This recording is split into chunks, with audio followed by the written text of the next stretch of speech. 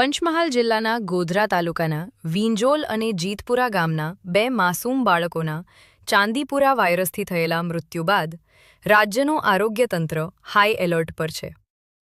આરોગ્ય મંત્રી શ્રી પ્રફુલભાઈ પાનશેરિયાએ આ ઘટનાને અત્યંત દુઃખદ ગણાવી જણાવ્યું છે કે ગભરાવાની નહીં પરંતુ સાવચેતી રાખવાની જરૂર છે.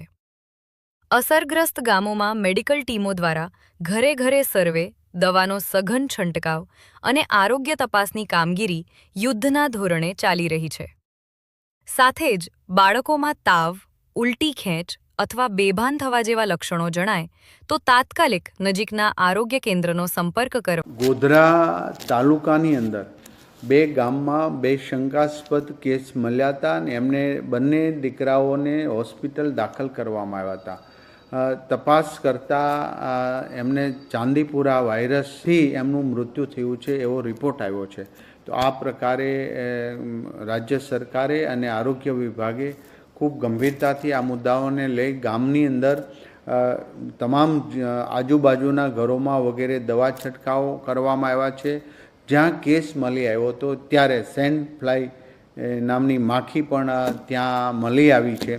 તો આ માટીના કાચા મકાનોની તિરાડની અંદર આ માખી રહેતી હોય તો એમના માટે પણ દરેક જગ્યાએ આજુબાજુના ઘરોમાં પણ દવાનો છંટકાવ કરવામાં આવ્યો છે. અને 2024માં જે ચાંદીપુરા વાયરસ જે જિલ્લાઓમાં આવ્યો હતો એ ગામોમાં પણ આજે સર્વે કરવામાં આવ્યું છે. અમારી બે ટીમ મેડિકલ કોલેજની બે ટીમ ગોધરા બંને ગામોની અંદર સર્વે કરી રહ્યા છે, ત્યાં તપાસ કરી રહ્યા છે અને શંકાસ્પદ કેસ હોય તો એમનું તુરંત જ ઈલાજ માટેની સલાહ પણ અત્યારે હાલ પૂરતા આ બે બાળકોના પોઝિટિવ આવવાથી મૃત્યુ થયા છે, જે ખૂબ જ દુઃખદ ઘટના છે.